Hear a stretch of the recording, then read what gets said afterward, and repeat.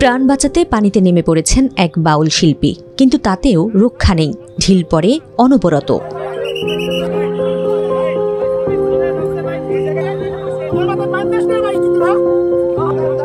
মানিকগঞ্জে বাউলদের উপর হামলা হয়েছে প্রকাশ্যে, পুলিশের সামনে। রক্তাক্ত অবস্থায় আলিম, আরিফুল ও জহিরুলকে উদ্ধার করে ভর্তি করা হয়েছে হাসপাতালে।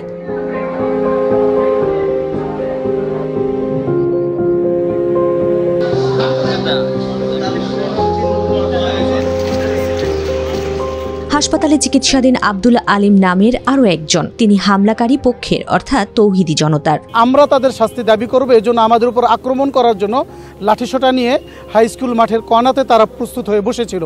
আমাদের বাচ্চারা, আমাদের মিছিলের মধ্যে যারা উপস্থিত ছিল তাদের কয়েকজন এমনি একটু হাঁটাহাঁটি করতেছিল, ওরা তাদেরকে ডেকে ইটপাটকেল মেরেছে এবং কাঠ দিয়ে মাথায় আঘাত করেছে।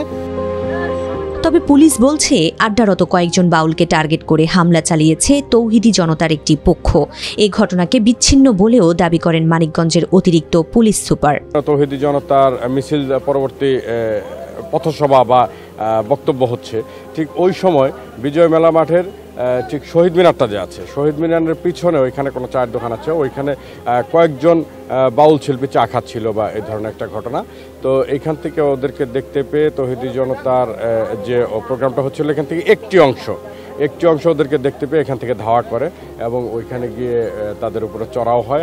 এইটা আসলে একটা অনাকাঙ্ক্ষিত ঘটনা, বিচ্ছিন্ন ঘটনা। এটা আইন শৃঙ্খলা রক্ষাকারী বাহিনীর পক্ষ থেকে আমাদের তৎপরতার কোনো অভাব ছিল না এবং আমরা ছিলাম বলেই এটা আরও অনেক বড় ঘটনা ঘটতে পারতো। আমরা ছিলাম বলেই সেই ধরনের ঘটনা ঘটেনি।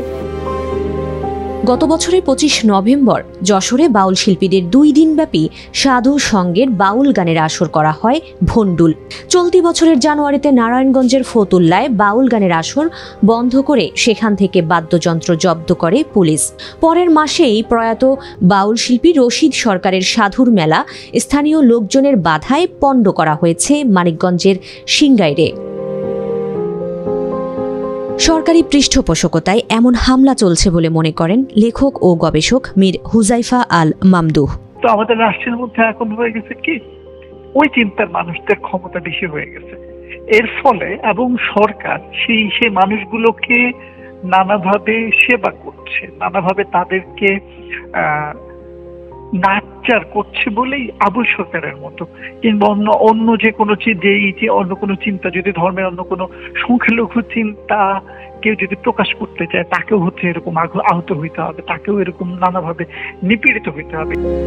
তবে ভিন্ন মতাবলম্বীদের পক্ষে স্ট্যাটাস দিয়েছেন সরকারের এক উপদেষ্টা। লিখেছেন, তাসাউফপন্থী, ফকির, বাউল সহ সকল ভিন্ন মতাবলম্বীদের ওপর সাধারণের জুলুম বন্ধ হোক। গান পরিবেশনের সময় ধর্ম অবমাননার অভিযোগে করা মামলায় বাউল শিল্পী আবুল সরকারকে 20 নভেম্বর কারাগারে পাঠিয়েছে পুলিশ।